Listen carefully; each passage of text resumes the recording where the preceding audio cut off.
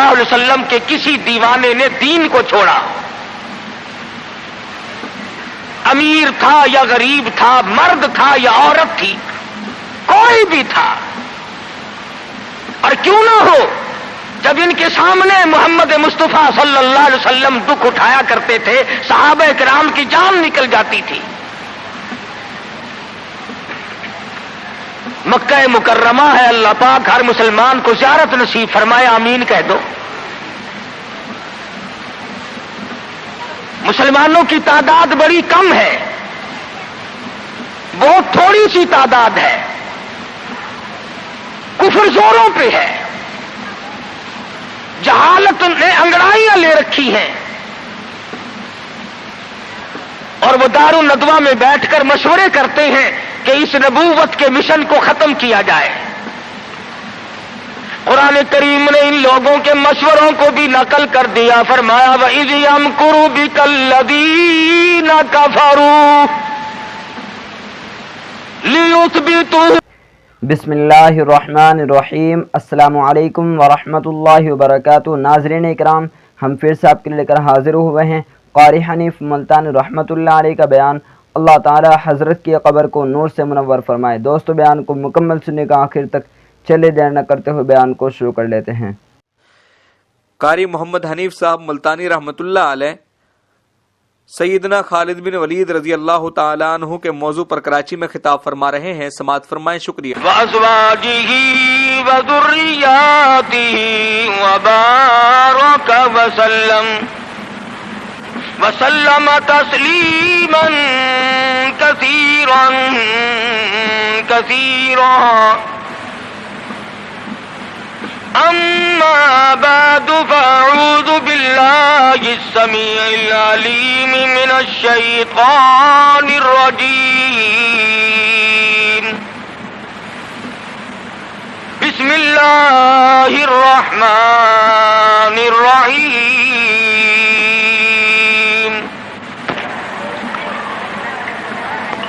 إذا جاء نصر الله والفتح ورأيت الناس يدخلون في دين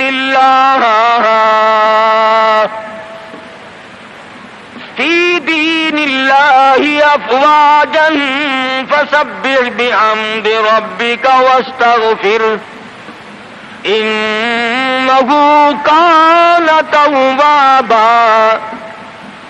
وقال النبي صلى الله تعالى عليه وسلم كن في الدنيا كأنك غريب۔ وقال النبي صلى الله تعالى عليه وسلم الدنيا مزرعة الآخرة۔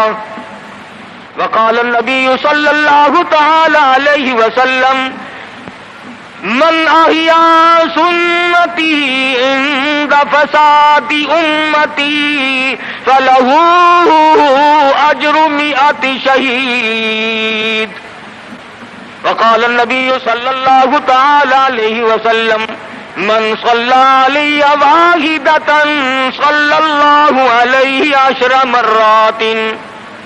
صدق اللہ مولانا العلی العظیم وصدق رسولہ النبی الکریم ونحن على ذلك لمن الشاہدین والشاکرین والحمد للہ رب العالمین۔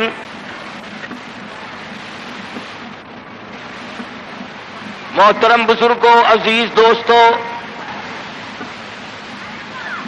حضرت محمد الرسول اللہ صلی اللہ تعالی علیہ وسلم کی تشریف آوری تھی۔ آپ نے تشریف لا کر دنیا بنی نو انسان کو امن کا پیغام دیا، راست بازی کا سبق پڑھایا، حق و صداقت کا درس دیا، اور انہیں یہ بتلایا کہ میں اللہ تبارک و تعالیٰ کی طرف سے نبی بن کر آیا ہوں تمہاری رہنمائی کے لیے۔ جن لوگوں کے مقدر اچھے تھے، جن کے نصیب اچھے تھے، انہوں نے موافقت کی، دامن پکڑا، غلامی کی، جانثاری کی، اور دامن پکڑا تو ایسا پکڑا کہ جان کے ٹکڑے تو ہو گئے مگر حضور اکرم صلی اللہ علیہ وسلم کا دامن نہ چھوڑا۔ مصائب ٹوٹے، طوفان کے پہاڑ بن کر ان کے سامنے آئے، تلخ سے تلخ وادیوں سے ان حضرات کو گزرنا پڑا، مگر کوئی تاریخ میں ثابت نہیں کر سکتا کہ محمد کریم صلی اللہ علیہ وسلم کے کسی دیوانے نے دین کو چھوڑا۔ امیر تھا یا غریب تھا، مرد تھا یا عورت تھی، کوئی بھی تھا، اور کیوں نہ ہو، جب ان کے سامنے محمد مصطفیٰ صلی اللہ علیہ وسلم دکھ اٹھایا کرتے تھے، صحابہ کرام کی جان نکل جاتی تھی۔ مکہ مکرمہ ہے، اللہ پاک ہر مسلمان کو زیارت نصیب فرمائے، آمین کہہ دو۔ مسلمانوں کی تعداد بڑی کم ہے، بہت تھوڑی سی تعداد ہے، کفر زوروں پہ ہے، جہالت نے انگڑائیاں لے رکھی ہیں، اور وہ دار الندوہ میں بیٹھ کر مشورے کرتے ہیں کہ اس نبوت کے مشن کو ختم کیا جائے۔ قرآن کریم نے ان لوگوں کے مشوروں کو بھی نقل کر دیا، فرمایا وَإِذْ يَمْكُرُ بِكَ الَّذِينَ كَفَرُوا لِيُثْبِتُوكَ۔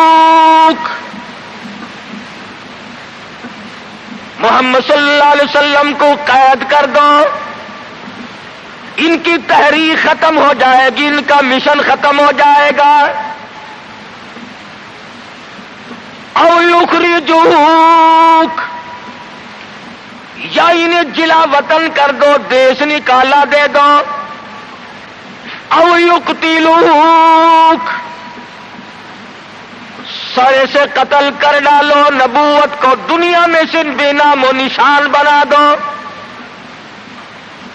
اللہ پاک فرماتے ہیں تم نے بھی تدبیر بنائی، تم نے بھی تجویز کی، وَيَمْكُرُونَ وَيَمْكُرُ اللَّهُ،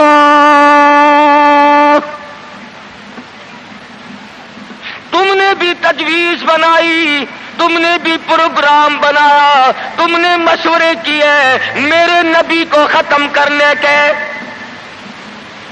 تم ختم کرنے کے پروگرام بناؤ، میں حفاظت کا پروگرام بنائے بیٹھا ہوں، واللہ خیر الماکرین۔ پھر دیکھیں گے کس کی تجویز کارگر ہے، کون آگے نکلتا ہے۔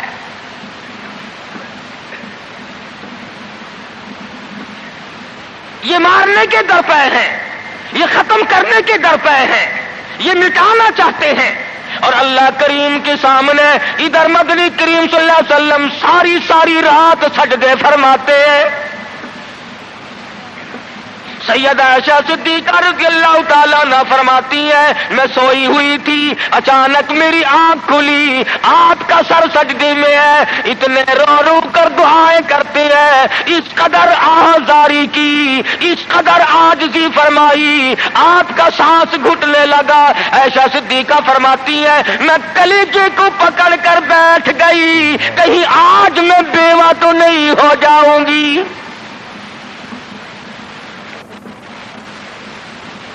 دعائیں مانگتے ہیں میرے پروردگار میری امت کو معاف کر دے، میری امت کو بخش دے۔ آواز آتی ہے او میرے کالی کملی والے، او محبوب رویا نہ کر، اتنا پریشان نہ ہوا کر۔ وما کان اللہ لیعذبہم وانت فیہم، وما کان اللہ معذبہم وہم یستغفرون۔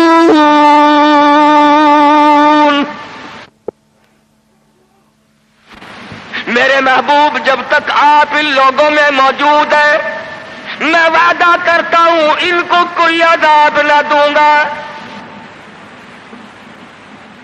ان کو ذلیل نہ کروں گا، ان کو برباد نہ کروں گا۔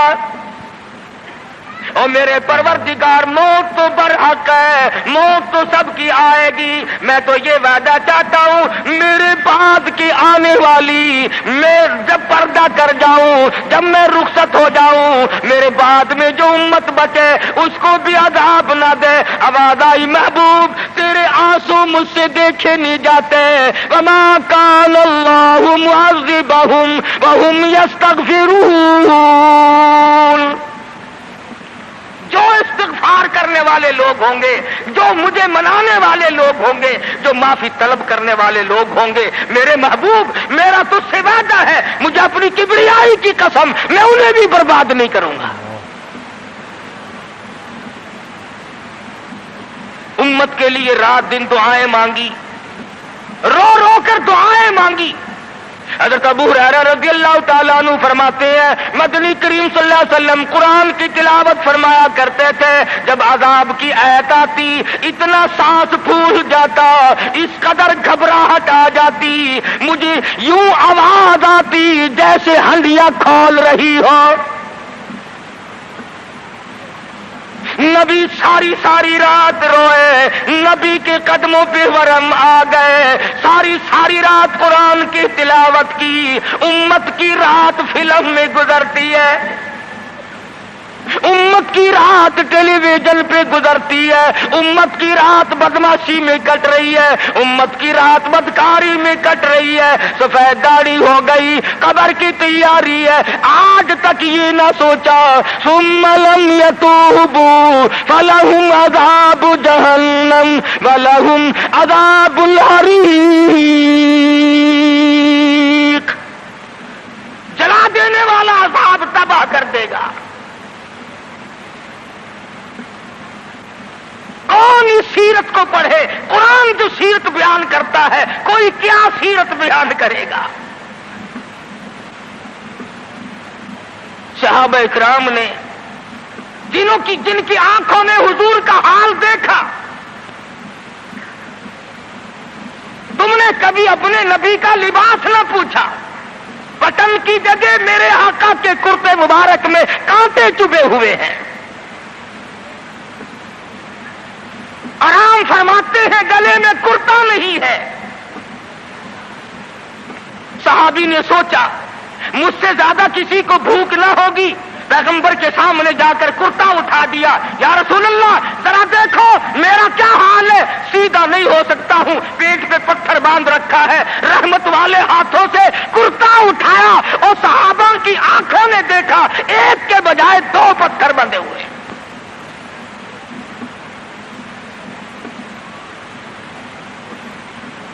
ابو ایوب انصاری رضی اللہ تعالیٰ عنہ کا مکان ہے، اللہ اللہ، ہجرت فرما کر مدینہ طیبہ میں تشریف لائے۔ ہر کوئی چاہتا ہے میرے دروازے پہ قیام ہو، مجھے یہ سعادت ملے، امام الانبیاء میرے مہمان بنے۔ مدینے میں پہنچے، سب نے تمناؤں کا اظہار کیا، اپنی خواہشات کا اظہار کیا۔ صحابہ رو رہے ہیں، اے کاش یہ دولت مجھے مل جائے۔ فرمایا چھوڑ دو، میری اونٹنی جہاں بیٹھ جائے گی میں وہیں ٹھہروں گا، میں وہیں کا مہمان بنوں گا۔ جن گھروں میں بسترے تھے، جن گھروں میں کھانے تھے، جن گھروں میں اہتمام تھا، انتظام تھا، اونٹنی چلتی گئی چلتی گئی چلتی گئی، ابو ایوب انصاری کے دروازے پہ جا کے بیٹھ گئی۔ ابو ایوب انصاری کے گھر میں 3 دن کا پہلے سے فاقہ ہے۔ اور مسلمان تو آج مہمان بھی بڑے آدمی کا بن کے راضی ہے، بیٹی دینے کے لیے بڑے آدمی ڈھونڈتا پھرتا ہے، لڑکے کے لیے دلہن تلاش کرنے کے لیے بڑے آدمی ڈھونڈتا پھرتا ہے، رشتے ناتوں کے لیے بڑے بڑے تلاش کرتا ہے۔ ہر مقام پہ تیری پڑوں پہ نظر ہے، تو غریب پہ نظر ڈالنا چھوڑ گیا۔ مدنی کریم صلی اللہ تعالی علیہ وسلم کا مدینے میں قیام ہے، اللہ کے حکم سے قیام ہے۔ اللہ میاں نے ٹھہرایا، ابو ایوب انصاری کے مہمان بنایا، جس گھر میں 3 دن کا پہلے سے فاقہ موجود ہے۔ عرض کرنے لگا میرے آقا آپ اوپر قیام فرمائیں گے یا نیچے قیام فرمائیں گے؟ فرمایا ہمیں آنے جانے میں تکلیف ہوگی، ہم اوپر نہیں جاتے، ہم نیچے رہیں گے، بال بچوں کو اوپر لے جاؤ۔ نبی ابو ایوب انصاری رضی اللہ تعالی عنہ کے بال بچوں سے اعتراض فرماتے ہیں اوپر چلے جاؤ، ہم نیچے ٹھہریں گے تاکہ پردہ کرانے میں بار بار ہمیں تکلیف نہ اٹھانی پڑے۔ اور نبی اپنے امتی کی بیوی کی عزت کو، آبرو کو کتنا عزیز رکھتا ہے، اور آج مسلمان جو ہے وہ سڑکوں پہ گھسیٹے پھرتا ہے۔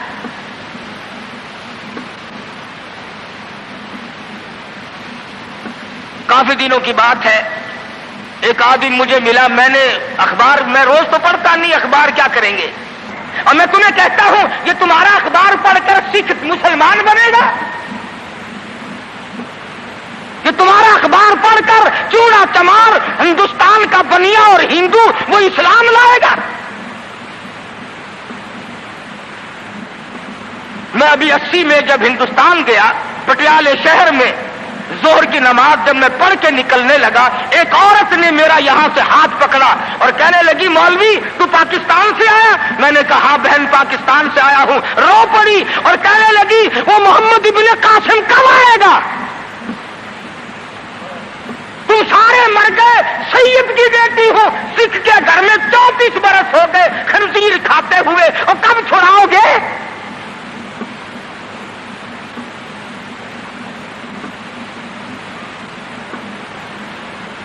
کرنال شہر میں اڈے پہ کھڑے ہوئے ایک عورت نے پوچھ لیا تم پاکستان سے آئے ہو؟ میں نے کہا، رو پڑی، کہنے لگی وہ تمہارا اسلام قرآن کہاں گیا؟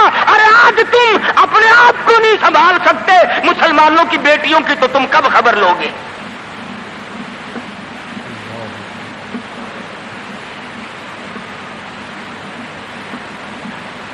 مدنی کریم صلی اللہ تعالی علیہ وسلم فرماتے ہیں ہم نیچے قیام کریں گے، تم اوپر چلے جاؤ۔ ابو ایوب انصاری اوپر تشریف لے گئے، دل میں خیال آیا نبی کا حکم ملا، میں اوپر آ گیا، ادب کے خلاف ہے میں اوپر بیٹھوں، میرے آقا نیچے ہے۔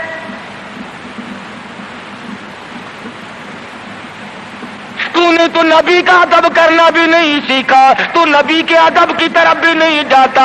ابو ایوب انصاری سے جا کے پوچھ لے، کوٹھے پہ بیٹھنے کے لیے تیار نہیں، کھڑا ہوا سوچ رہا ہے ششو پنج میں ہے، نیچے جاتا ہوں نبی کے حکم کے خلاف ہو جائے گا، اوپر بیٹھتا ہوں بے ادبی ہو جائے گی۔ علماء نے لکھا ہے ابو ایوب انصاری نے مدینے میں ساری رات منڈیرے پہ لٹک کے گزار دی۔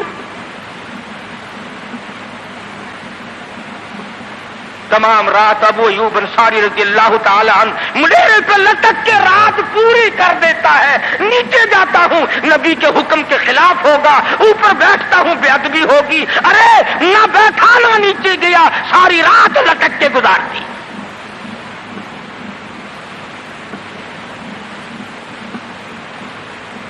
آج ہم سوچنے پر مجبور ہیں کہ آخر ہم بے ادبوں کے ساتھ ہوگا کیا،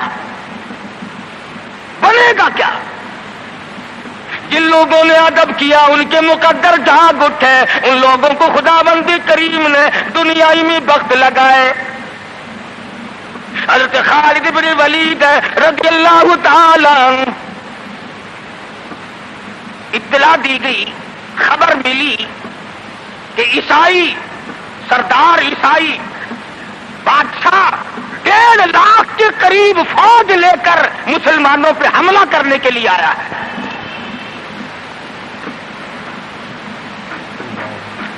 حضرت خالد بن ولید رضی اللہ تعالی عنہ کو 50-60 آدمی دیے، جاؤ بادشاہ کی فوج کا اندازہ لگا کے آؤ، تخمینہ لگا کے آؤ، اسلحہ دیکھ کے آؤ، ان کی تعداد کا اندازہ لگاؤ وہ کتنے ہیں۔ حضرت خالد بن ولید رضی اللہ تعالی عنہ چند صحابہ کرام کو ساتھ لے کر کے پہنچے۔ عیسائی بادشاہ کو پتہ چلا، اس نے حضرت خالد بن ولید رضی اللہ تعالی عنہ کو بلایا اور کہنے لگا کہ دیکھو جنگ اچھی چیز نہیں ہے، ہم سے صلح کر لو، ہم سے صلح کر لو۔ حضرت خالد فرمانے لگے صلح میں دیر کیا ہے، قول لا الہ الا اللہ محمد الرسول اللہ صلی اللہ علیہ وسلم، کلمہ پڑھ، مسلمان بن جا، میرا بھائی بن جا، جنت کا حقدار بن جا، میرے نبی کا غلام بن جا، اللہ کی توحید کا ماننے والا بن جا، ابھی تمام باتوں میں صلح ہو جائے گی۔ وہ کہنے لگا بڑا جلدی کلمہ پڑھا ہے، جیسے میں اکیلا بیٹھا ہوں، تو نے میری فوج دیکھی ہے؟ 1.5-2 لاکھ فوج لے کے آیا ہوں، کھا جائے گی میری فوج تمہیں۔ کلمے پڑھا رہا ہے۔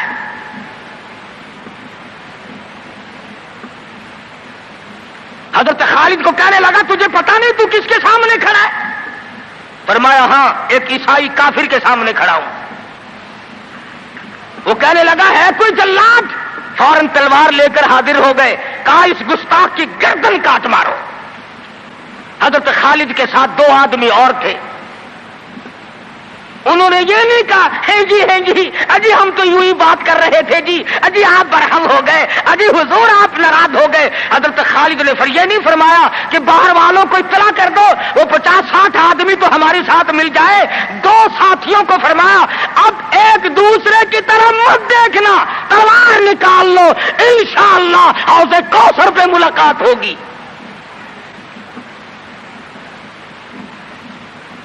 3 آدمی 1.5-2 لاکھ کے مقابلے میں ٹکرا گئے،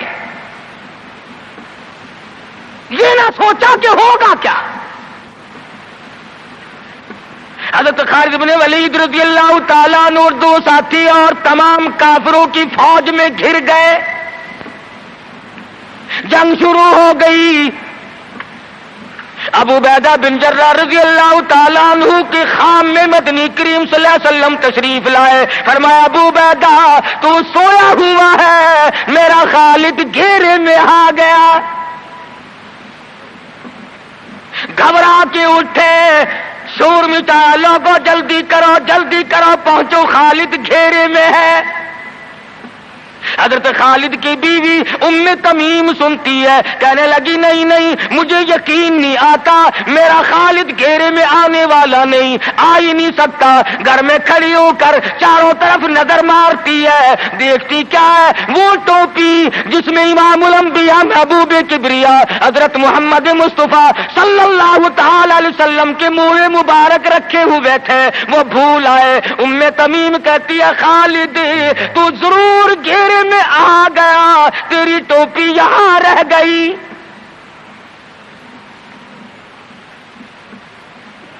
ام تمیم نے ٹوپی لے کر کے شور نہیں مچایا، کپڑے نہیں پھاڑے، چہرہ نہیں نوچا، ابو عبیدہ کے پاس نہیں آئی، بغل میں ٹوپی دبائی، برقع اوڑھا، گھوڑے پہ سوار ہوئی، تلوار لے کر گھوڑے کو سر پٹ چھوڑ دیا۔ صحابہ دیکھ رہے تھے، ارے یہ کون ہے؟ یہ کوئی جاسوس معلوم ہوتا ہے، اسے پکڑو۔ صحابہ نے گھوڑے دوڑائے، گھیرے میں لے لیا، پوچھا برقع پوش تو کون ہے؟ کہنے لگی نہ چھیڑو، خالد کی بیوی ام تمیم ہوں۔ تو کہاں چلی ہے؟ کہنے لگی میرا خالد گھیرے میں آ گیا، ٹوپی گھر پہ بھول گیا، وہ پہنچانے چلی ہوں، ہمیں دے دے ہم پہنچا دیں گے، تو عورت ذات ہے۔ کہنے لگی خالد کی جو قدر میں جانوں تم نہیں جانتے، جان دے دوں گی مگر ٹوپی کسی کو نہ دوں گی۔ نکل پڑی، آ کے دیکھا تلواریں چل رہی ہیں، گاجر مولی کی طرح آدمی کٹ رہے ہیں، حضرت خالد بن ولید بیچ میں ہے۔ ام تمیم نے تلوار نکال کر چلانی شروع کر دی، گاجر کی طرح لوگوں کو کاٹ مارا۔ خود حضرت خالد کہتے ہیں او میرے ساتھیوں، اس نوجوان کو پہچانو، اس برقع پوش کو پہچانو، اس نقاب پوش کو پہچانو، یہ کون ہے؟ جب سامنے گئی، نقاب اٹھا کے کہنے لگی خالد تیری بیوی ام تمیم ہوں، یہ ٹوپی بھول آئے ہو، پہنچانے آئی ہوں۔ اور کراچی کے مسلمانوں تم نے کبھی سوچا نہیں خالد کے سر پہ نبی کی ٹوپی نہیں، جس میں نبی کے بال رکھے ہوئے تھے وہ گھیرے میں آ گئے. آج تیرے پاس قرآن نہیں، تو گھیرے میں ہے. وہ ٹوپی گھر پہ بھول آیا تھا، تو قرآن کو مسجد میں قید کر کے آیا.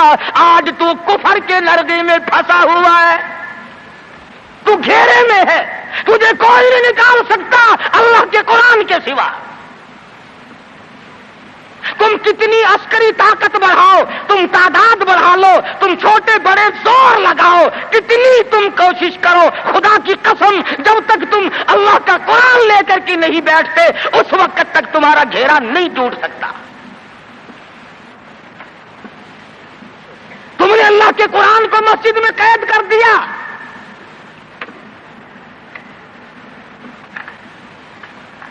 نہ اس کو ایوان صدر میں جگہ دی، نہ مارکیٹ میں جگہ دی، نہ محلے میں جگہ دی، نہ برادری میں جگہ دی، نہ خاندان میں کوئی جگہ دی. تمام کو اکٹھا کر لو گے، اللہ کے قرآن کو پوچھنے والا کوئی نہیں. کون پوچھے؟ حضرت خالد تو صرف ٹوپی بھول کر آئے تھے، ہم نے قرآن ہی بھلا دیا، نبی کی سیرت کا آئینہ بھلا دیا. خدا کی قسم نبی نے امانت تمہارے سپرد کی ہے. میدان حشر برپا ہوگا اور اللہ کا پیغمبر کھڑا ہو کر تم سے مطالبہ کرے گا، لاؤ میری امانت کہاں ہے.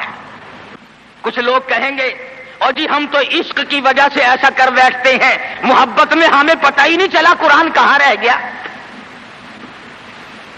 محبت میں ہمیں پتہ ہی نہیں چلا قرآن رہ کہاں گیا. اور تجھے کیسی محبت ہے، تجھے کیسا عشق ہے کہ تجھے آج تک پتہ نہیں چلا. عشق تو صحابہ کرام کو تھا. مدینہ منورہ ہے، اللہ پاک ہر مسلمان کو مدینہ پاک کی زیارت نصیب فرمائے. خدا کی قسم مدینے کی ہوا میں جو خوشبو ہے تمہاری وہ کستوری میں نہیں ہو سکتی، وہ مشک میں نہیں ہو سکتی، وہ عنبر میں نہیں ہو سکتی، وہ زعفران میں نہیں ہو سکتی. ارے مدینے کی ہوا میں جو خوشبو ہے جو گنبد خضرا سے ٹکرا کر آتی ہے اس ہوا میں خوشبو بھی نرالی ہے. صحابہ کہتے ہیں کہ جب ہم نبی صلی اللہ علیہ وسلم کو تلاش کرنے کے لیے نکلتے تو کسی سے پوچھتے نہیں پھرتے تھے، بلکہ مدینے کی ہوا بتاتی تھی ادھر آؤ ادھر آؤ، حضور ادھر تشریف لے گئے. مدینہ منورہ میں ایک جنگ کی تیاری فرمائی، صحابہ کرام کا لشکر تیار فرمایا. حضور اکرم صلی اللہ علیہ وسلم نے جمعے کا دن ہے، صبح کا وقت ہے، لشکر کو ساتھ لے کر کے تشریف لے گئے. 2-3 میل تک رخصت فرمانے کے لیے گئے، دعا کر کے واپس آ گئے، اللہ تمہیں کامیاب فرمائے. صحابی ہے حضور اکرم، سب کہہ دو صلی اللہ علیہ وسلم کا. آؤ عشق کی بات تمہیں بتاؤں. حضور اکرم صلی اللہ علیہ وسلم نے روانگی کے وقت فرما دیا، توجہ کرنا، لشکر کو رخصت کرتے وقت فرما دیا، اور میرے دیوانوں اور پروانوں اور میرے جانثاروں بات سنو. پہلے جھنڈا جعفر طیار رضی اللہ تعالیٰ عنہ کے ہاتھ میں دینا، پھر جھنڈا عبداللہ ابن روا کے ہاتھ میں دینا، پھر جھنڈا اسامہ بن زید کے ہاتھ میں دینا. حضور کے کلام کی مراد کو اگر صحابہ نہیں جانتے تو کون جانتا ہے؟ سمجھ گئے صحابہ کہ جعفر طیار شہید ہوں گے. یہ جو حضور نے فرمایا پھر اس کو دینا پھر اس کو دینا، حضور صلی اللہ علیہ وسلم کے کلام کی فرمان کی ارشاد کی مراد اور منشا غرض و غائب صحابہ سمجھ گئے کہ جعفر طیار شہید ہوں گے، اور پھر عبداللہ بن روا بھی شہید ہوں گے اور اسامہ بن زید بچ کے آئیں گے. صحابہ کا تجربہ تھا حضور کے کلام کو سمجھنے کے لیے.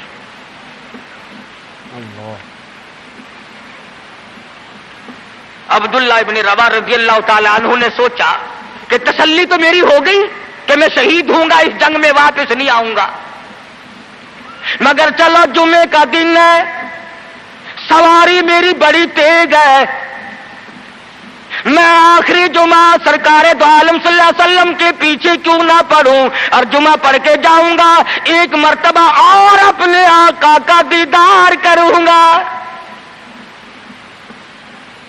واپس میں मदीने में आए, घर ना गए, बीवी बच्चों में ना गए, बागों बहार में ना गए, फसल बाड़ी में नहीं गए, लोगों में नहीं गए, सीधे मस्जिद नबी में तशरीफ लाए। जुमे की नमाज के बाद मदनी करीम सल्लल्लाहु अलैहि वसल्लम से सलाम किया। हुजूर ने फरमाया, अब्दुल्ला, मैंने तो तुझे सुबह रुखसत किया था लश्कर के साथ, तुझे सुबह रवाना कर दिया था, तू तो चला गया था फौज के साथ। अर्ज किया, या रसूल अल्लाह, मेरे माँ बाप कुर्बान हो जाएं। आपके फरमान से मैंने ये अंदाजा लगाया कि मैं शहीद हो जाऊंगा, मेरा ये आखिरी जंग है, ये आखिरी जिहाद है। मेरे दिल में एक बात आई, आज जुमे का दिन है, अपने आका के पीछे जुमा भी पढ़ूं, आखिरी जुमा पढ़ूं और आखिरी दीदार करके जाऊं। अब थोड़े से मुझे आप बोल के बताएं, अब्दुल्ला इब्न रवाह का ये इश्क है कि नहीं? कोई डर की बात नहीं, कोई खौफ की बात नहीं, बीवी बच्चों की मोहब्बत ने नहीं खींचा, बागों को देखने नहीं गया, बच्चों से मुलाकात के लिए नहीं गया। अरे हुजूर का इश्क है, कहता आखिरी जुमा, आखिरी दीदार, आखिरी मुलाकात। और अर्ज किया, मेरे आका, मैं अपने साथियों को जा मिलूंगा, मेरी सवारी बड़ी तेज है। इमामुल अंबिया महबूब किबरिया हजरत मोहम्मद मुस्तफा सल्लल्लाहु अलैहि वसल्लम का चेहरे अनवर सुरख हो गया। फरमाया, अब्दुल्ला, तू साथियों को नहीं मिल सकता, नहीं मिल सकता। जब तेरे साथी जन्नत में जाएंगे 500 साल बाद में बहिश्त में जा सकेगा।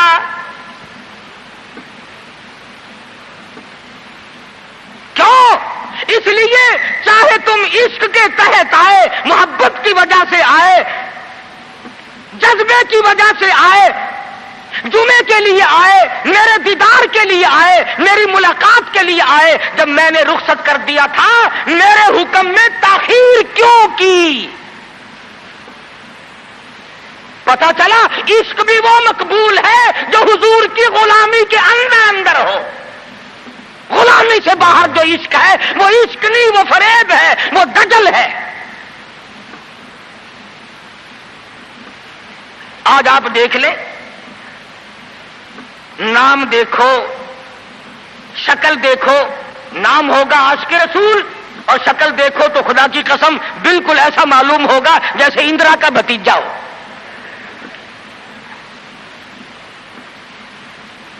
पहचान नहीं सकेगा आदमी।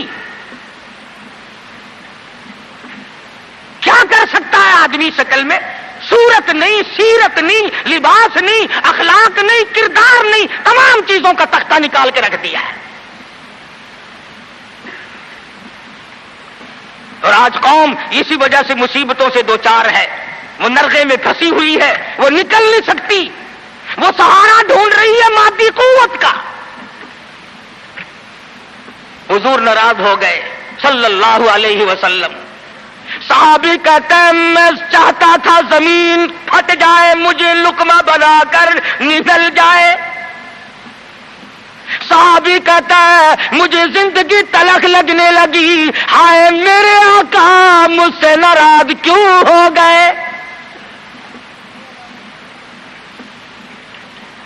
अब्दुल्ला इब्न रवा तशरीफ ले गए, घर फिर भी नहीं गए, बाल बच्चों में फिर भी ना गए, और जाकर के जिहाद में शरीक हो गए।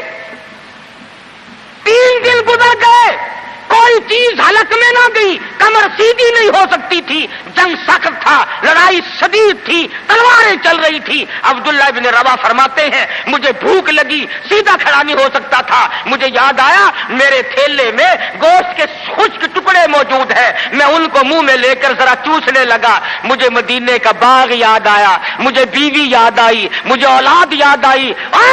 नबी के दीवाने का तर्ज जिंदगी देख। सहाबी कहता है, मैंने उंगली हलक में डालकर वो बोटी बाहर निकाल दी। कहा, अच्छा मैं तुझे कुछ खाने के लिए देने लगा हूं तो यहां बैठकर घर याद आया। खड़े हो गए और फरमाने लगी, और मेरी बीवी और तुम्हें तलाक हो, और मेरे बाग बहार जाओ, इस्लाम के लिए वक़फ़ हो तुम, आज के बाद मेरे नहीं। किसी ने पूछा, क्या कह रहे हो? फरमाया, हाँ, नक्शा सामने क्यों आया? आखिरी वक्त में दुनिया का नक्शा मेरी आंखों में क्यों खिंचा?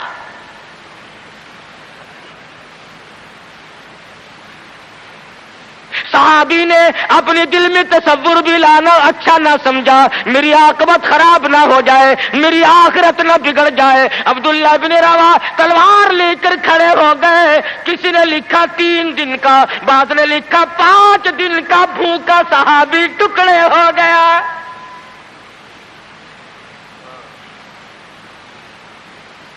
یہ تھا عشق جسے عشق کہا جاتا ہے، لیکن حضور کی اندازہ لگاؤ، حکم میں تاخیر کی وجہ سے 500 سال بعد کو بہشت میں جا سکے گا، اور جنہوں نے حضور کے احکام کو سرے سے ٹھکرا دیا، سرے سے ماننا ہی نہیں، انکار کر دیا، اب یہ فیصلہ تم کرو، اب یہ فتویٰ تم دو کہ وہ جنت میں کب جائیں گے۔ امام الانبیاء محبوب کبریا حضرت محمد مصطفیٰ صلی اللہ تعالی علیہ وسلم کے دیوانوں نے حد کر دی، پروانوں نے حد کر دی، جس صورت سے بھی ان کو لگایا گیا اسی صورت سے وہ آگے بڑھتے رہے۔ فاروق اعظم کی حکومت ہے، سب کہہ دو رضی اللہ تعالی عنہ۔ مصر کے علاقے میں کافروں نے ایک سازش بنائی، لڑکیوں کو ہار و سنگار کر کے کوٹھے پہ کھڑا کر دیا۔ پروگرام مسلمانوں کو پہلے معلوم ہو گیا کہ مسلمان فوج کے کلچر کو تباہ کرنا چاہتے ہیں، مسلمان کے اخلاق و کردار کو برباد کرنا چاہتے ہیں۔ فاروق اعظم کو خط لکھا، اور راستہ کوئی نہیں فوج کے گزرنے کا، ایک ہی راستہ ہے، اور اس راستے کو خراب کر دیا گیا۔ اس راستے میں کانٹے بچھا دیے گئے، حسن کی دولت بکھیر دی گئی تاکہ مسلمانوں کا دل خراب ہو۔ ارے یہ کافر کا بھی عقیدہ ہے کہ اگر مسلمان کا پاؤں پھسل گیا پھر یہ جہنم سے اڑے نہیں ٹھہرتا۔ فاروق اعظم رضی اللہ تعالیٰ عنہ نے خط کا جواب دیا اور صاف صاف لکھ دیا، کوئی پریشانی کی بات نہیں، ساری فوج کو اکٹھا کر کے قرآن کی آیت سنا دو، ساری فوج کو اکٹھا کر کے قرآن سناؤ۔ چنانچہ کمانڈر نے، سپہ سالار نے فوج کو اکٹھا کیا اور قرآن کریم سنا دیا، وَقُلْ لِلْمُؤْمِنِينَ يغضوا من أبصاركم ويحفظوا فروجكم ذلكم أزكى لكم إن الله خبير بما يصنعون۔ مسلمانوں، اپنی نظروں کی حفاظت کرو، اپنے ایمان کی حفاظت کرو۔ اگر تم کنکھی آنکھوں سے بھی دیکھو گے خدا تمہاری ساتھ ہے، وہ تمہاری تمام حرکتوں کو دیکھتا ہے۔ بس ایک قرآن کی آیت سنائی، سبینہ نہیں ہوا تھا، سارا قرآن نہیں سنایا، ایک آیت سنائی ہے مسلمان فوج کو، اور پھر حکم دیا گزرو اسی علاقے سے جہاں یہ تمام سازش کی گئی ہے۔ صحابہ گزر رہے ہیں، تابعین مسلمان گزر رہے ہیں، تالیاں بجتی ہیں، ڈانس ہوتا ہے، جھنکار ہے، گانا بجانا ہے، تمام مسلمان گزر گئے۔ لڑکیاں کہنے لگی، آئے اور جانے والوں تم سارے اندھے تو نہیں؟ اس حسن کو کوئی تو دیکھو، سر اٹھاتے نہیں۔ ایک مسلمان سپاہی گزرتا گزرتا کہنے لگا، کوئی کیسے دیکھے گا، سارے کے سارے اللہ کا قرآن سن کے آئے ہیں، سارے قرآن پاک سن کے آئے ہیں، یہ دیکھیں گے کیسے؟ لڑکیاں کہنے لگی، وہ قرآن کیسا ہے، اس میں کتنی قوت ہے، اس میں کتنی طاقت ہے، اس میں کتنی استعداد ہے، اس میں کتنی پاور ہے، جو ایسے حسن کے نظارے سے روک دے، جو ایسا حسن نہ دیکھنے دے۔ اور کہنے لگے، اور جانے والوں یوں نہ جاؤ، وہ قرآن کریم ہمیں بھی سناتے جاؤ، سناؤ ہمیں وہ قرآن۔ ایک مسلمان سپاہی چلتا بھی جاتا ہے، قرآن بھی پڑھتا جاتا ہے۔ تاریخ شاہد ہے، عیسائیوں کی بیٹیاں تھی، یہودیوں کی لڑکیاں تھی، کافروں کی بیٹیاں تھی، ارے تڑپ ہو تو تڑپ کر نیچے چھلانگ لگائی، اور جانے والوں چھوڑ کے نہ جاؤ، ہمیں بھی یہ قرآن سناؤ اور ہمیں بھی اللہ کے بندے بناؤ۔ ایک آیت سن کر اتنا عمل کیا، جن کو سازش بنایا تھا وہ تمام لڑکیاں مسلمان ہو کر مجاہدین کے ساتھ جاتی ہیں۔ آج سارا قرآن ہمارے سامنے ہے، اور قرآن بھی کیسا؟ جب کوئی مر جائے قرآن ختم کرنا، بھائی قرآن ختم کرنا، بھلا قرآن شریف کوئی 2-3 ورقوں کا جو ختم کرنا ہے؟ 4-5 آدمی بیٹھ جاتے ہیں، ورق گردانی کی، پلٹ دی الٹ دی، پلٹ دی الٹ دی، جب اندازہ ہوا نا کہ کھانا تیار ہو گیا، انہوں نے کہا صاحب قرآن بھی ختم ہو گیا ہے۔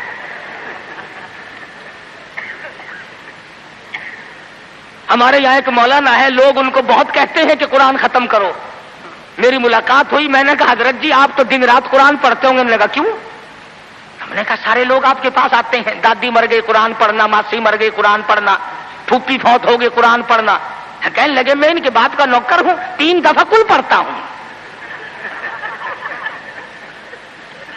بڑی بات کی اس نے کہ دکان یہ سنبھالے، مکان یہ سنبھالے، کار ان کی، بینک بیلنس ان کا، تمام چیزیں ان کی، ساری رات بیٹھ کر قرآن میں پڑھوں کیوں؟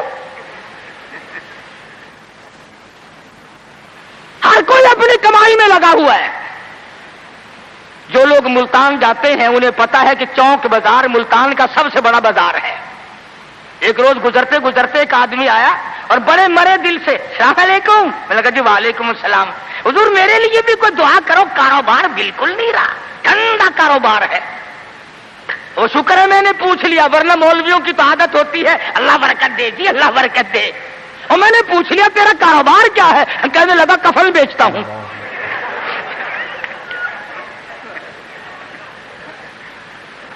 اور بدبخت میں نے کہا کاروبار بدل لے، لوگ مرے تو تیرا دھندا چلے۔ اس لیے لوگوں کو کہا کرتا ہوں کہ مولویوں کو شادیوں میں دیا کرو تاکہ یہ دعا کرے یا اللہ ایک ایک کی 4 شادیاں ہوں۔ اب مرے بغیر تم رسید نہیں دیتے، جب تک مرو گے نہیں مولوی کا گھر میں داخلہ بند۔ کیا کرے مولوی بیچارہ، کدھر جائے؟ سب کی بات یہ ہے۔ ایک دوست کے جنازے کے ساتھ قبرستان گیا، وہ قبر کھودنے والے بھی پہچانتے ہیں، السلام علیکم، وعلیکم السلام، کیا حال ہے بھائی؟ لگا حال کیا ہے، آج 5ویں دن ایک مردہ لے کے آئے ہو، کم سے کم ہمارے لیے بھی دعا کر، ایک مردہ تو روز کہا جایا کرے۔ عقل کرو، شادی میں تو قرآن کو جگہ نہیں دیتا، بنگلے میں، کوٹھی میں، فلیٹ میں، کاروبار میں، دکان میں خدا کے قرآن کو جگہ نہیں دیتا۔ خدا کی قسم ارشاد فرمایا مدنی کریم صلی اللہ علیہ وسلم نے، جو لوگ قرآن پاک کی تلاوت کرتے ہوئے مر جائے اپنی قبر سے قرآن پڑھتا ہوا اٹھے گا، اس کے منہ سے کستوری کی خوشبو آ رہی ہوگی۔ اہل محشر کہیں گے الہی یہ کون لوگ ہیں؟ قیامت کا دن ہے، سخت دن ہے، بڑی پریشانی کا دن ہے، لوگ اپنے پسینوں میں غرق ہیں، اس کے یہاں سے خوشبو آ رہی ہے، یہ کون ہے؟ جواب ملے گا تو گالی بکتا مرا تھا، تو گانے گاتا ہوا مرا، تو گیت سنتے ہوئے مرا، تیرے دماغ میں کنجری بسی ہوئی تھی، تیرے دل میں بدماش عورت بسی ہوئی تھی جب تو مرا، اور یہ وہ ہے جب موت آئی تو میرا قرآن پڑھ رہا تھا۔ آج بھی قرآن پڑھتا ہوا اٹھا ہے، اس لیے اس کے منہ سے برکت، قرآن کی برکت سے خوشبو آتی ہے۔ تم نے برکتوں کو جانتے، یہ بسوں میں دیکھو، ٹیکسیوں میں دیکھو، عقیدہ دیکھ، ایک بھی تصویر لٹکی ہوئی ہے، یہ کس کی ہے؟ فلانے بابا کی ہے، سیون شریف والے بابا کی ہے، پاک پٹن والے، اور یہ بابے تھے یا بابن تھی، یہ عورتیں تھوڑی تھی۔ کچھ تو عقل کر، اللہ والوں کی توہین کرتے ہو۔ تیری موٹر کو، کار کو، ویگن کو، بس کو یہ بابا بچائے گا، خدا نہیں بچا سکتا، اسی لیے دھکے کھا رہے ہو کہ تمہارا خدا ریٹائر ہو گیا۔ اور جب خدا کا دروازہ آدمی چھوڑتا ہے اس کی عقل ماری جاتی ہے، اسے پتہ ہی نہیں چلتا کہ عورت کا معاملہ ہے یا مرد کا معاملہ ہے۔ میں عرض کر رہا تھا کہ مسلمان اگر نبی کی سیرت کو سنتا ہے یا جانتا ہے اور مانتا ہے تو کوئی وجہ نہیں کہ مسلمان کو کچھ زیر کر سکے۔ वही खालिद बिन वलीद हैं, सब कैद रज़ी अल्लाह तआला अन्हु। एक दूसरा मौका आया, काफिर अपनी फौज को लेके आया, बहुत बड़ा लश्कर है, बहुत बड़ा लश्कर है। कहने लगा खालिद चला जा, भाग जा, वरना बोटियां उड़ा दी जाएंगी तेरी। कहने लगा हाँ हाँ, तेरे जैसे कई देखे बोटियां उड़ाने वाले, क्या बात है। उसने कहा खालिद मैं वो जहर लेके आया हूं कि अगर तलवार बुझा करके मार दी तो टुकड़े टुकड़े हो जाएगा, भस्म हो जाएगा, जलकर खाक हो जाएगा। फरमाया कोई बात नहीं, वो जहर मुझे दिखा। वो काफिर ने, ईसाई सरदार ने वो शीशी निकाल कर हजरत खालिद के हवाले कर दी। हजरत खालिद ने अल्लाह का नाम लिया और लेकर इतना सख्त किस्म का जहर जिसमें नामालूम क्या क्या चीज डाली हुई थी, 2 कतरे जमीन पे टपकाए, जमीन में आग लग उठी, जमीन में आग लग गई। खालिद का ईमान देखो, नबी के दीवाने का ईमान देखो, और नबी का सहाबी है, नबी का जानिसार है, नबी का गुलाम है। हाथ से शीशी ली और बिस्मिल्लाह करके तमाम शीशी को पीकर खालिद सामने खड़े हैं। फरमाने लगे देख तेरे सामने आराम से खड़ा हूं। कहने लगा कि तुम तो कुछ भी नहीं, तुम्हें तो ये जहर कुछ नहीं कहता, तुम क्या खाते हो, तुम क्या पीते हो, तुम्हारा क्या मतलब है, और जाओ अपने खेमे में, मैं तुम्हारे पास आऊंगा। ईसाई सरदार गया, खालिद को कहने लगा वो कुश्ता खिला, वो दवा पिला, जिसको जहर कुछ ना कहे, तलवारें ना डराए, तीर ना डराए, मरने से ना डरे। फरमाया गुसल कर, गुसल किया। फरमाया पढ़ ला इलाहा इल्लल्लाह मुहम्मदुर रसूलुल्लाह सल्लल्लाहु अलैहि वसल्लम, कलमा पढ़ाया। ईसाई कलमा पढ़ के कहने लगा खुदा की कसम अब वही जज्बा, वही हिम्मत, वो कुव्वत मेरे अंदर आ गई, तुम ठहरो, अब इस सारी फौज से मैं अकेला टकराऊंगा। चुनाचे वो टकरा गया और शहीद हो गया। तो ऐसी सूरत में जबकि अकायद का मैदान हमारा ये हो और अमल का मैदान हमारा ये हो और किरदार की सूरत ये हो, तो बात कैसे बने। अल्लाह मियां जानता था कि नबी की आमद की खुशी में नामालूम नाचेंगे, डांस करेंगे, ढोल बजाएंगे, क्या क्या खुराफात करेंगे। अल्लाह मियां ने उसी दिन में हुजूर की वफात रख दी। फरमाया अगर खुशी आए उछलो मत। नाज़रीन इकराम, अगर आपको ये बयान पसंद आया है तो बयान को लाइक करना। हमारे चैनल पर अगर आप नए हैं तो हमारे चैनल हाफिज़ साहिब रिएक्शन को सब्सक्राइब कर वीडियो को ज़्यादा से ज़्यादा शेयर कर देना। मिलते हैं अगली वीडियो में, तब तक के लिए खुदा हाफिज़। अस्सलामु अलैकुम वरहमतुल्लाहि वबरकातुहू। दुआ में याद रखना अपने भाई को।